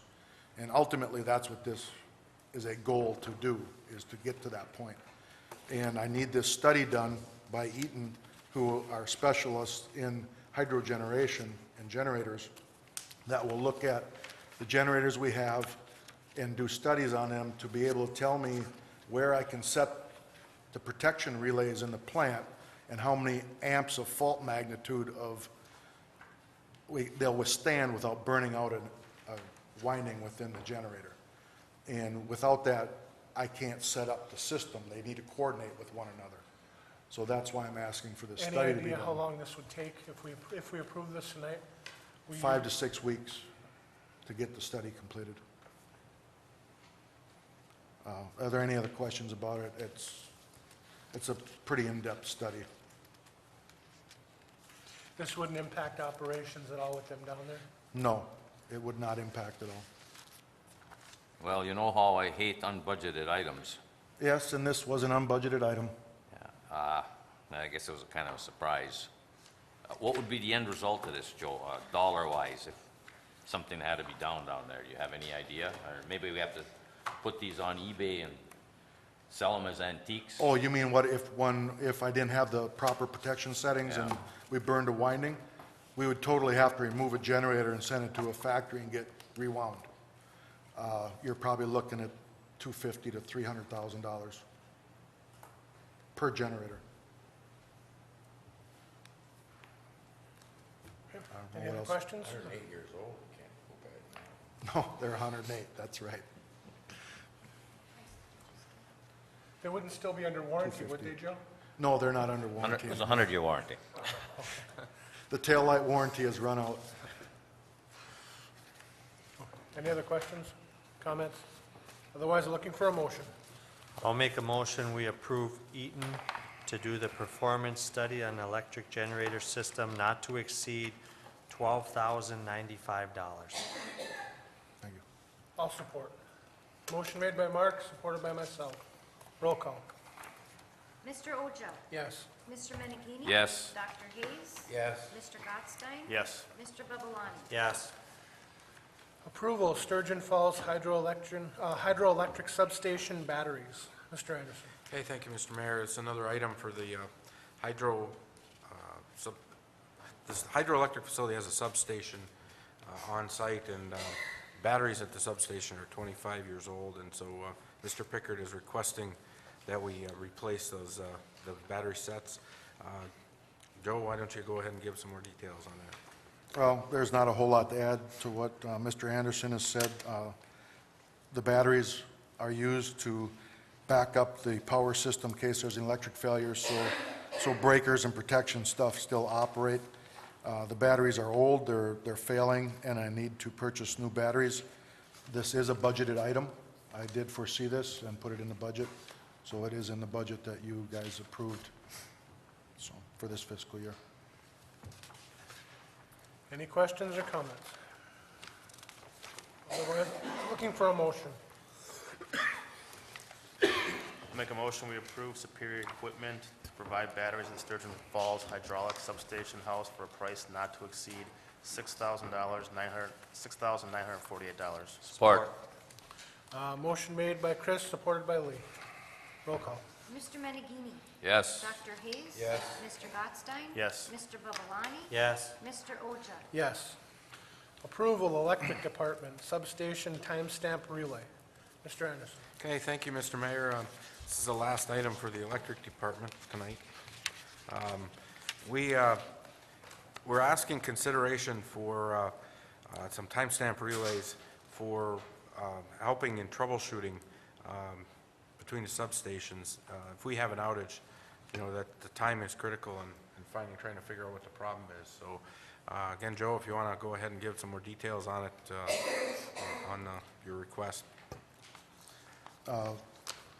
The new substation that we built several years ago behind the DNR station and the new substation that's at the hydro plant currently do not have any way to communicate with each other with regard to a time clock. And when you have an outage in the system and relays start operating and you have faults, you can't tell which one caused the problem, so you can't troubleshoot it properly. And what I'm asking to do is buy a timestamp relay. It's a very special piece of equipment that is provided by Schweitzer Relays, and it is Schweitzer Relays that we currently use at both facilities, so it adapts to those. It's not like I could go out for a lot of bids on this. Dave Krause brought this to my attention and asked that I bring it forward to help understand how the system reacts to outages and faults on the system in a better manner. So what this would do is you would know if this substation went first, then that one? Yeah, they would all be in sync with one another as far as time goes. All the relays would be the same, using the same clock, basically. This is a budgeted item. I knew it was coming up, so I did put it in the budget. This based on GPS time sync, or are they going to actually be linked together? Yeah. Just GPS time, so each substation basically has a GPS receiver? There's one relay, and that's going to send it across the fiber, and Oh, use sync. the fiber, okay. Yeah, All and right. sync both stations together. So it's going to rely on the fiber to sync. Does each station have its own GPS in case of breaking the fiber? No, it does not. So if a tree comes down, takes out the electric system and the fiber, our Then time you, sync just yeah, got then run you're out. gonna lose your timestamp, yeah. Okay. But, I mean, we got a lot of problems if that happens. Yeah. Yeah. I know hindsight's 100%, but isn't this something that should have been done when it was worked on before? We're still kind of tweaking it a little bit. There's still some relays that we need to put in that substation. It's, you know, close to 100%. We haven't done work in it for a little over a year. This is one thing that is still sitting out there. And then some data acquisition relays that will be coming at some point also, which are in the budget to totally finish the substation. Okay, is there any other questions, comments? If not, I'm looking for a motion. I'll I make a make- motion. Go ahead, Lee. Good. Go ahead. I'll make a motion that Schweitzer Engineering be approved to provide the timestamp relays for a price not to exceed $3,670. Support. Motion made by Lee, supported by Mark. Roll call. Dr. Hayes. Yes. Mr. Gottstein. Yes. Mr. Babalani. Yes. Mr. Oja. Yes. Mr. Menigini. Yes. Okay, next on the agenda, Resolution 2013-24, the promotion and development of a southern route for the governor's proposed Belle Isle to Ironwood, Michigan Trail. Mr. Anderson. Thank you, Mr. Mayor. This is a request that came in this past week. Actually came through from the county. They're looking for a resolution of support from the municipalities within Dickinson County and trying to garner support for their two routes that the governor is pushing, or the potential routes for Belle Isle, which is Detroit to Ironwood Trail. One is the northern route through Marquette, the other is through Dickinson County through our southern route. So we're putting together this resolution of support to try and have them come through the southern route. Something that I guess, if you have any questions, I'll try to answer. It's pretty What I self-explanatory. saw in the paper, wasn't it, Reading Township, I think, approved this their last meeting? Probably. I know Iron Mountain and Kings River both can take this up, so. When they talk about the southern route, they talking about following US 2? Is that what the? Probably following US 2, yes. Pretty close. Okay. And would they be then offloading onto our trail system or continuing on US 2? I don't know any details on that. I think it's just a general concept right now. Yeah, right now, as far as I understand it, it's in concept phase, but it's, right now, the governor's proposed goes across the north, and the counties in the south would prefer it come across the south. So this is to urge the governor to consider our southern route instead. Well, if they come through Norway, they won't be able to use that 5-foot wide piece. Well, it wouldn't have been a bike path anyway. It's a shared lane. This isn't going to get us in trouble like complete streets, is it, down the road? I don't think so. I could offer a little bit of information on that. Yeah, please. Right now, it's proposed for the northern route. The southern route is not in. We're trying to get that to come through the southern route, so right now it is proposed for the northern route. Right. so. We think we have a better setup for them, that we've already got a lot of trails for us in a lot of the southern counties, and we'd like to have it come through here for the business and all aspects of it to come through our area. Is there questions, comments, or a motion? I make a motion, we pass resolution 2013-24. Support. Motion made by Dr. Hayes, supported by Lee. Roll call. Mr. Gottstein. Yes. Mr. Babalani. Yes. Mr. Oja. Yes. Mr. Menigini. Yes. Dr. Hayes. Yes. Approval of the personnel contract, city assessor. Mr. Anderson. Thank you, Mr. Mayor. We have, in the past, and currently have, for our non-union employees, separate personnel contracts. And we haven't updated Mr. Weisenen's contract since 2000, when he started with the city. A couple of things have changed since then. Over the years, he's taken on some duties on as a zoning administrator, assistant zoning administrator, helping me out there, and also on assistant code administrator. And as of recently, we've done some things to try and help him out, because this is additional duties from his original contract. So we've done things over the years to compensate him for these extra duties, but we've never really addressed the code administration part of it. So I think timing, with the discussions we've had over the last couple months in this area, I think this is something Jim wanted to get finalized, so I bring this before you this evening for consideration. Ray, in here it says, it is my understanding that this type of agreement is not eligible for closed session discussion. That's what I've been told. Jay?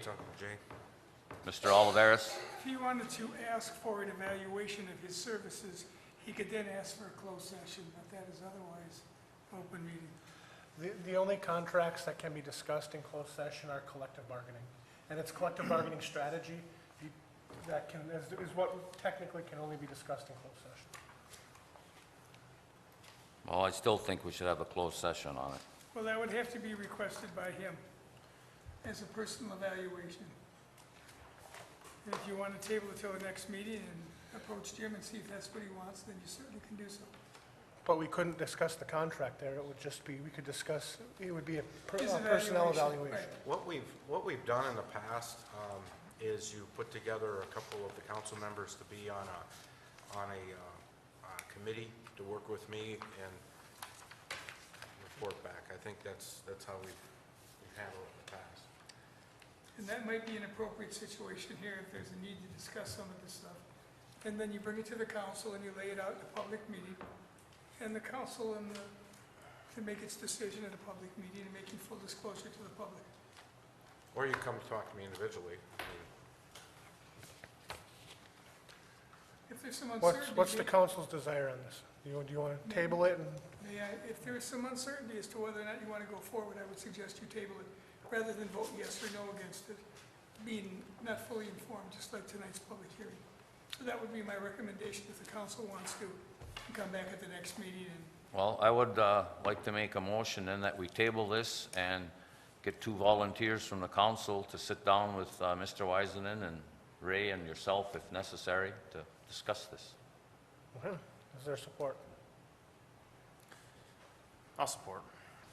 Okay, motion, is there any further discussion? Motion made by Lee, supported by Chris. Roll call. Are you gonna name the volunteers, or is that not necessary? Ray can pick them. Somebody can go to him and say, hey, I want to be on it. I want to be on it. I'll put you in. So we have one. I'll put you in. Okay, Mr. Babalani? Yes. Mr. Oja? Yes. Mr. Menigini? Yes. Dr. Hayes? No. Mr. Gottstein? Yes. Okay, we've tabled this. It'll be back up at our next meeting. This is the last item we officially have on the agenda for this evening. I know there's some people here who would like to discuss the Iron Street one-way change that we made. And since we're getting into public comment time, if they'd like to come up and address the council at this time, I welcome them. Sounds good. Thank you, Jim.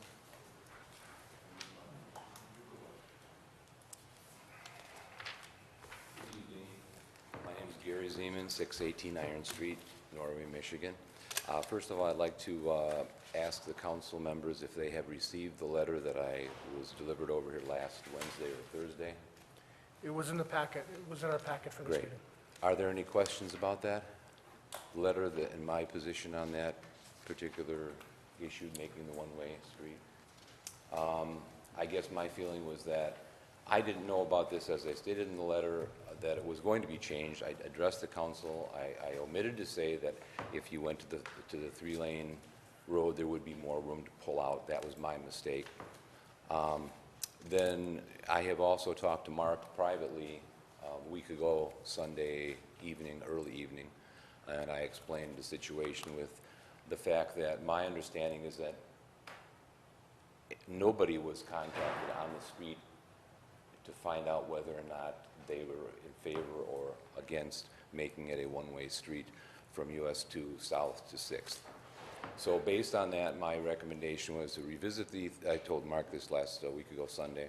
I told Mark that my position was that it should be revisited because you acted with incomplete information if people didn't have the right if people weren't contacted. Since then, I found that Brian is definitely opposed to it. Barb Thorne is here, she'll speak to that issue. Marcia Gulswag was not contacted. I talked to John Casanova, he owns property there, a rental, and he was not contacted. My neighbors to the left, Terry and Nikki, were not contacted either, so I don't know, you know, and again, I would like to emphasize that my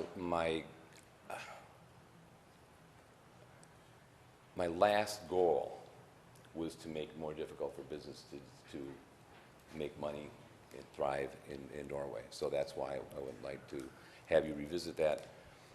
And if you can't rescind it, just put it on hold until you get more input from everybody on the street. Your concern about Iron Street wasn't the only one we had heard. In the discussions of the road diet, Iron Street had come up a couple of times as being unsafe to pull out of. So that's what prompted the council to direct staff to basically do something about it and that's where the one-way came in, was because that would make it, the problem of the unsafe pulling out of Iron Street would not be there if it was a one-way. That's where it came in. I can tell you, the people on the block were not contacted. And a little bit before, from what I understand, there was some talking, but nothing official, till after it was done. Right. So I guess, you know, And, well, I can just if you don't mind, 1 second. I had made the comment, and I don't know, and I can't tell you where, because I've had a lot of meetings and a lot of discussions on the 4 to 3 on Iron Street, that the Swedish passport had been okay with it. And if I find out now that's incorrect, I do not remember where I heard that in the discussions. I didn't make that up. I heard it somewhere in the discussions, and I can't tell you where. So that's where I gave that information to council last time. But I don't remember where I heard it. But.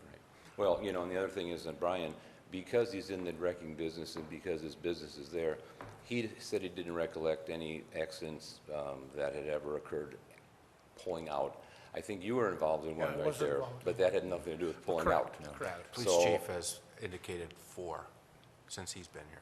Okay, well, you know, again, I don't know. Just like I said with all the way up the highway, I mean, we have different numbers and, you know. But again, you know, and everyone is in favor, and I told Mark this, and everybody's in agreement that if people were getting hurt, if there were constant accidents there, if there, you know, if there's whatever number you want to pull out of the hat, you know, 1 a year, 2 a year, 10 a year, 12 a year, every 2 weeks, every other day, obviously we'd want that to happen. But because of the fact that, you know, there is a lot of traffic that way, and it would definitely impact both businesses, as was explained to me by both Brian and Barb Thorne, who was here. So that's my position, and I was wondering if anybody had any questions before I sit down. Well, Gary, I supported the motion, but I was under the assumption, which is on me, that the people had been contacted. And that was the position. And they were all basically for it. Right. And I think everybody knows it's a bad corner, but those that use it know it's bad, and I don't know of any accidents there. And I just went through there again the other day, and I mean, you just got to be careful. You do have to be careful. And again, it comes to the issue of speed, which I discussed at the last meeting, and again, that was that part of it. Anybody else have questions for me or comments, or? My comment would be that I was the only one that abstained for voting because people weren't contacted. I thought the council. We said that at the meeting, that we didn't contact anybody. Yeah, I said nobody contacted the local people. I thought we were acting in haste myself. We should have at least got the input. It wasn't that much of a rush issue. I don't know why we even voted on it. It's very fixable. I guess where I'm at, Gary, is I pull out of there all the time. I know there's a bad problem there, and I don't think we should wait for an accident to happen there. It was back the other way as a one-way there 25 years ago. I thought it was 20, but I guess we were corrected with 25. And I think it's a problem area, and I had recommended, I know well, he's not Officer Schaefer anymore, he's our police chief. I recommended that we get his input on it, and his input is to one-way it. And I appreciate the public being involved, but I guess I think that it is a problem, and I'm going to stick with our police chief, Jim Schaefer's recommendation. Well, to refute that, I would just say this. If you're going to act on the basis of what might happen, you might as well shut down every street, because somebody could get run over at Main Street, somebody could get run over anywhere. Well, And- I'm and not again, going by what might happen, But I more, just, but I'm saying, Mark, more accidents have occurred, according to Brian, up at Main and up in Main and where the lights are, and then other places along the road. And he could specify those, I don't know those particular locations, but again, it's the same argument. If you could just say one child, well, ban bicycles then, ban swimming pools. well, I know, agree mean, with it's you the same there. You thing. can overstep the boundaries, but I guess I had recommended that we get Mr. Schaefer's input, because I don't think his input was given before, and I guess I'm gonna go with his input. And I've pulled out of there a million times, and I can see where there would be a problem. And It definitely requires more caution, and no one disputes that. The question is whether you should act to do that at the detriment of businesses in the city and without input from the people who are affected directly because they live on the block. That's, Thank you. thank you.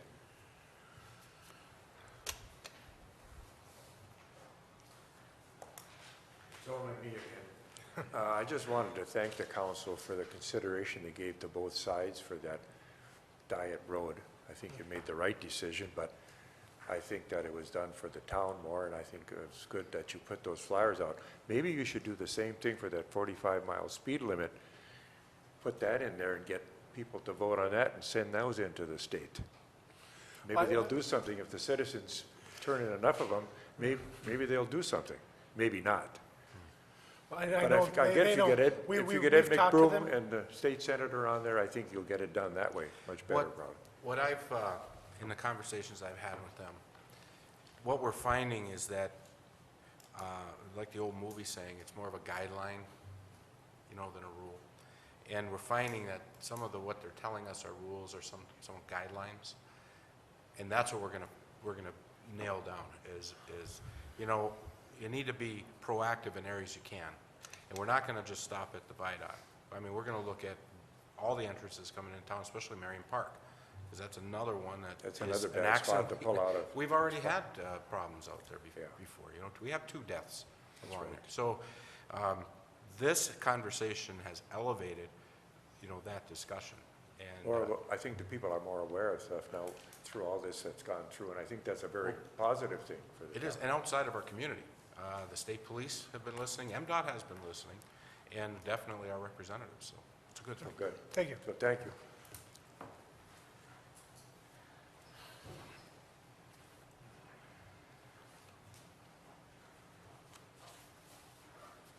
I'm Barb Thorne. I own the Swedish Passport, 626 Iron Street, along with my husband. I wrote you guys a letter. Did you receive that? I emailed Yes. each one of you. I just would like you to take into consideration that it will be an extreme detriment to my business.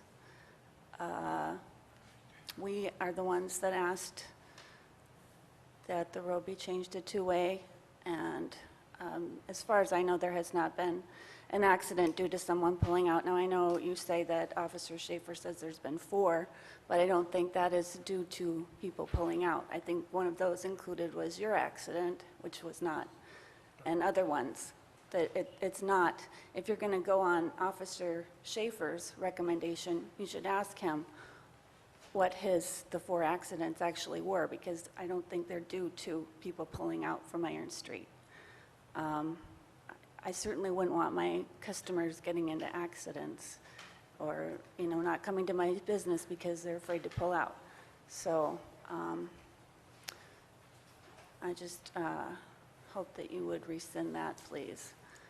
I don't think it's a real safety. I mean, people use caution when they're pulling out, and there are lots of other dangerous places where people have to pull onto US 2 in the city, and I don't think that you should just ignore the businesses that are there and not consider them at all, because the businesses are what makes Norway thrive, and if,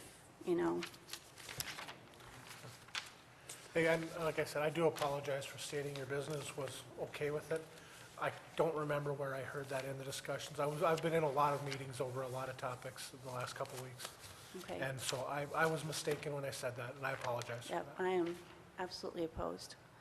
And I would ask that you please rescind it tonight, if possible?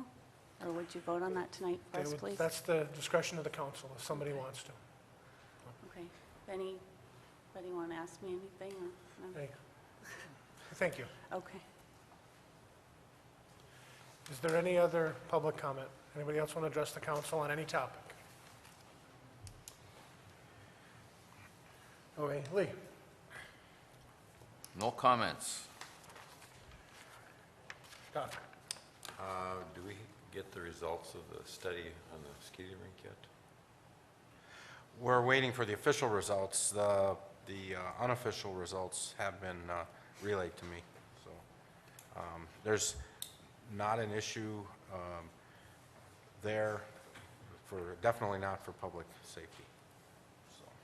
So I'm waiting on the official results, the official document. We are planning to bring that up at the Parks and Rec meeting on Wednesday, this Wednesday. This coming Wednesday? Yes.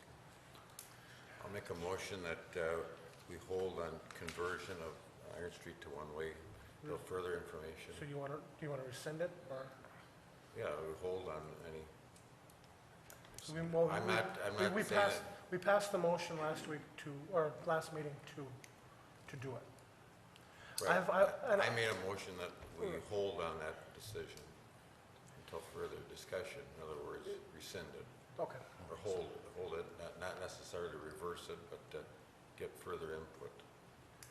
I've talked to several of the residents, and almost everybody affected in that block is against it. From what I've heard, talking to residents that are in that block, pretty much uniformly against it. Okay, we had a motion to rescind the one-way. All support. Motion made by Dr. Hayes, supported by Lee. Roll call. Mr. Oja? Yes. Mr. Menegini? Yes. Dr. Hayes? Yes. Mr. Gottstein? Yes. Mr. Babalani? No.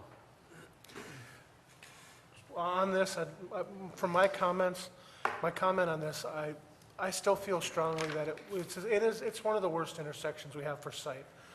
But I have to go along with, like we did earlier this evening, I have to go along with what the people in the majority wants.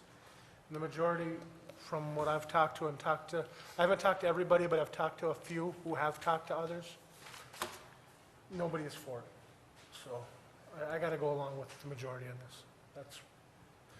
I still agree it's a safety issue, and I support what Officer Shea, or Chief Schaefer, put before us, because it is a safety issue, but. Just one question. Did your vote then mean that? It's not one way, it's back to the way it was. Back to the way it was without further discussion or with Yeah. further consideration? You can have further discussion anytime. Yeah, it's back to the way, it's two-way traffic. Any other comments, Dr. Hayes? Mark? I'd like to say thanks for everybody that came out tonight, and it was good to hear everybody's input on the 3-lane. Anything else? No. Chris? I agree with Jeremy on that one way. I have got a lot of contact from residents, and I think we moved in haste on that, so I'm glad we got that cleaned up. Just a note to Joe, on the manifest, I did not see a charge for off-airs from Packerland. Is that? That's finished. That's finished now? So we're saving $700 a month from them? That is correct. Okay. And just want to say thank you to the fire department and all the volunteers for the fireworks we had. It was a great show, a lot of people in town, and everything went really well. That's all. The only comment I have is, I got a question for Ray. Where are we with this Weather Channel? Getting It's this? got reset. Okay. Then I guess there was still problems today with it. Okay, but the latest I heard it was reset. I have a little more information Go on ahead. what you might have, Ray. In discussions with Jim Briner over it, it's an old piece of equipment that the Weather Channel had given us. Ray has had conversations with Jim even before I accepted this position on this piece of equipment. Apparently, when there is a glitch in the power system, it resets and it's several days off, and it doesn't get corrected unless you reboot the Weather Channel receiver that's in the head end. In December, we're scheduled to get a new receiver from the Weather Channel. It's going to be digital. This old one is analog.